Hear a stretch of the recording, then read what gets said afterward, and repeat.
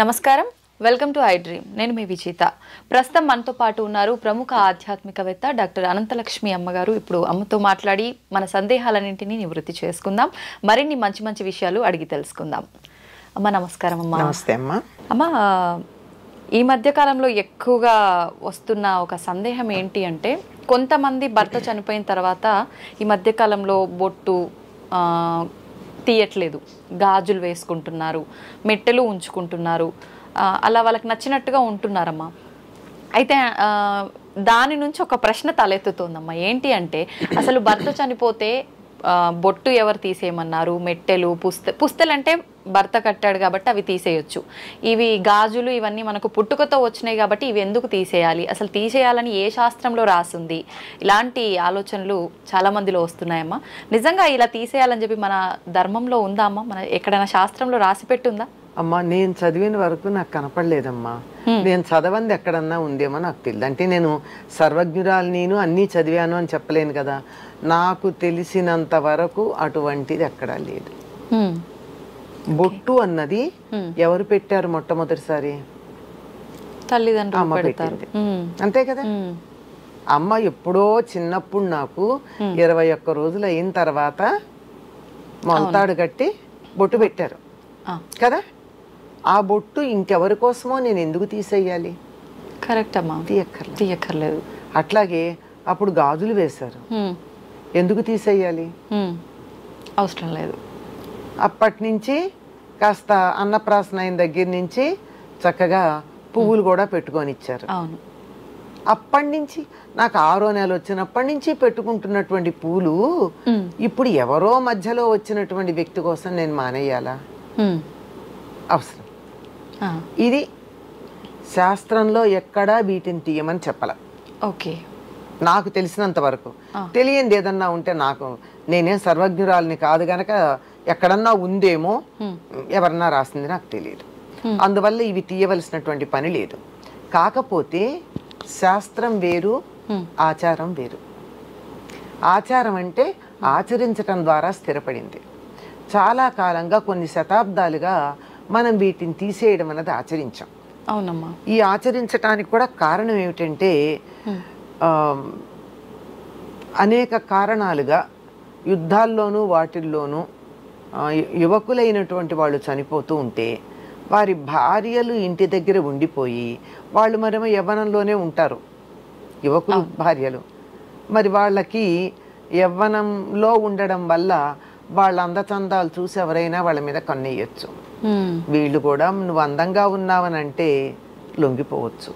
ఇలాంటి సామాజికంగా ఉండే అక్రమ సంబంధాలను నివారించటానికి ఈవిడికి భర్త లేదు అని తెలియజెప్పేటట్టుగా, అందం కనపడకుండా ఉండడానికి, అందంగా ఉన్న వాళ్ళని చూస్తే కూడా అందహీనులు అనిపించేటట్టుగా, వాళ్ళకున్న అందం కనపడకుండా ఉండడానికి వాళ్ళకి ఇవన్నీ తీసి భర్త లేడు అని గుర్తు ఉండేటట్టుగా చేయడం జరిగింది. తక్క సమాజంలో వచ్చినటువంటి ఒక ఆచారం, అలవాటుగా వచ్చిందే తప్ప ఇది శాస్త్రంలో మాత్రం ఎక్కడా మనకి లేదు.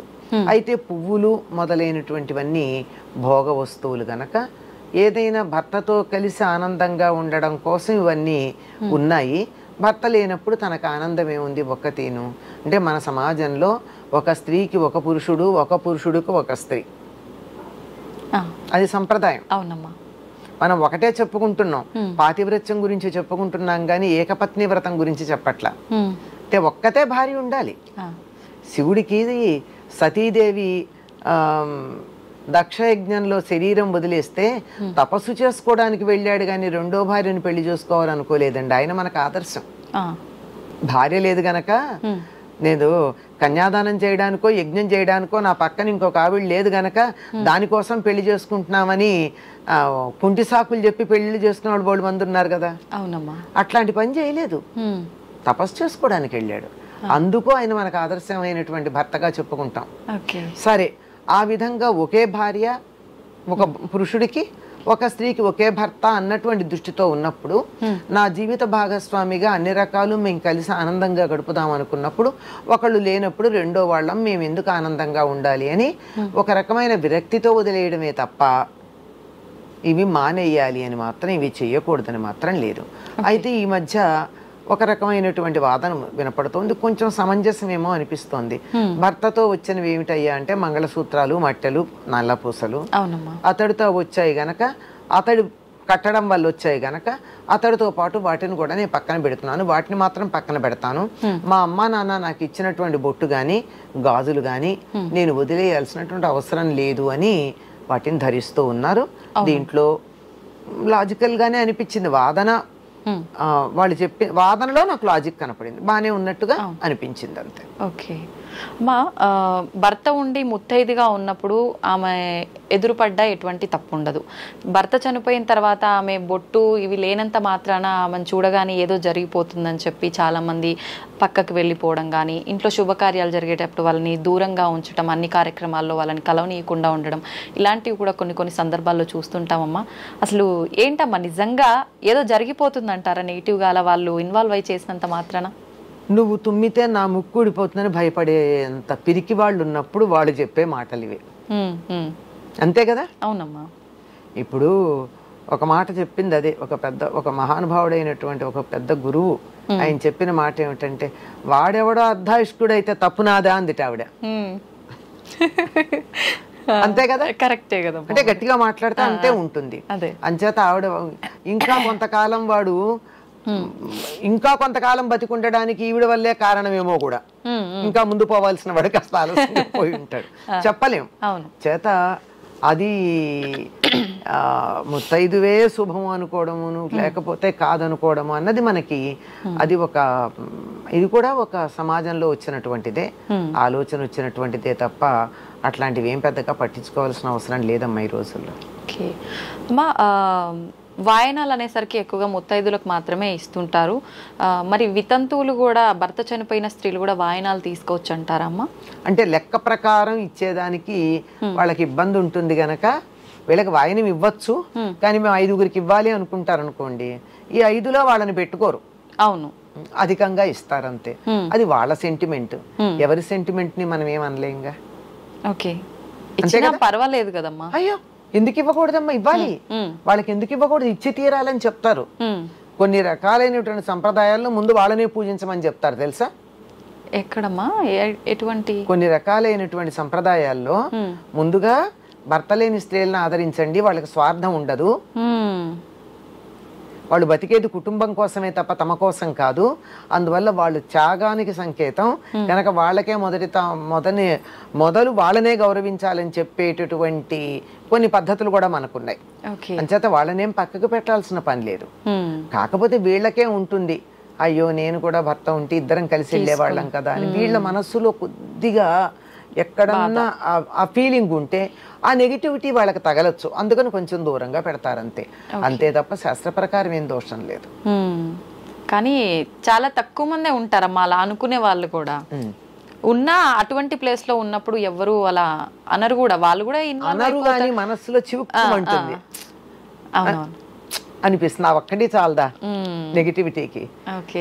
నా భర్త కూడా ఉండుంటే మేము ఇద్దరం జంటగా వచ్చేవాళ్ళం కదా, నేను ఒక్కతిని రావాల్సి వచ్చింది. మగవాడికి కూడా అంతేనమ్మా, ఆయన కూడా దేనికి పనికిరాడు భార్య లేకపోతే. కన్యాదానం చేయలేడు, గృహప్రవేశం చేయలేడు, యజ్ఞం చేయలేడు, భార్య ఉండాల్సిందే తెలుసా? అది చాలా మందికి తెలియదు. మగవాళ్ళు కూడా పనికిరారు భార్య లేకపోతే. కానీ ఆడవాళ్ళని పక్కన పెట్టినంతగా మగవాళ్ళని పెట్టరు కదమ్మా, అనరు, పెట్టరు. ఎందుకనమ్మా మరి ఈ తేడా? మనమే కారణం. మగవాళ్ళు అంతగా పట్టించుకుంటారని నేను అనుకోను, ఈ పట్టింపులు ఎక్కువ ఆడవాళ్ళకి. అవును, ఆడవాళ్ళకి ఎక్కువ, ఆడవాళ్ళే బలైపోతుంటారు అన్ని రకాలుగా. పెద్ద అవసరం ఏం లేదమ్మా, దూరంగా పెట్టాల్సిన అవసరం ఏం లేదు. ఇంకా కొంతమంది అయితే వాళ్ళకున్నటువంటి ఇతర కారణాల వల్ల భర్త ఉన్నా లేకపోయినా వాళ్ళకే మొదటి తాంబూలం ఇయ్యడం, వాళ్ళ చేతే బొట్టు పెట్టించుకోవడం లాంటివి మనం చూస్తున్నాం. వాళ్ళు దానివల్ల శుభం కూడా పొందుతూ ఉన్నారు. మన నమ్మకాన్ని బట్టే ఉంటుంది కదా ఏదైనా. మా ఇంకొక డౌట్, ఇప్పుడు ఇంట్లో అత్తయ్యో అమ్మో ఎవరో ఇలా భర్త లేకుండా ఉన్న స్త్రీలు ఉన్నప్పుడు వాళ్ళ వస్తువులు ఏమైనా మనం వేసుకోవటం వల్ల కూడా వీళ్ళకి నెగిటివ్ అంటే దోషం ఏమీ రాదమ్మా. తల్లికి అసలు దోషం లేదన్నారు. తన తల్లి అయినా ఏమిటి, భర్త తల్లి అయితే ఏమిటి, అవును భార్య తల్లి అయితే ఏమిటి, తల్లే కదా ఇద్దర్లో ఎవరో ఒకళ్ళకి. వాళ్ళ విషయంలో ఎటువంటి దోషం లేదు అని చెప్పారు. ఓకే. కొన్ని సందర్భాల్లో ఉపవాసాలు ఉన్నప్పుడు, పూజా కార్యక్రమాల్లో ఉన్నప్పుడు వితంతువులు వండి పెట్టింది కూడా తినడానికి పనికిరాదు అని చెప్పి ఇలాంటివి కూడా వింటుంటామమ్మా. ఉపవాసాలకు కాదు కానీ కొన్ని సందర్భాల్లో పనికిరాదని ఒకప్పుడు అనేవాళ్ళు. అది కూడా ఎటువంటి వితంతువులు, జుట్టు ఉన్న వితంతువులు పనికిరాదన్నారు. ఆ రోజుల్లో జుట్టు లేక తీసేసేవాళ్ళు కదా. అవునవును. అప్పుడు సంప్రదాయం పనికొస్తుంది కానీ జుట్టు ఉన్న వాళ్ళు పనికిరారు అంటే సంప్రదాయాన్ని వ్యతిరేకించారు అన్న దృష్టితో. ఓకే ఓకే ఓకే ఓకే అమ్మా, ధన్యవాదాలు. నమస్తే.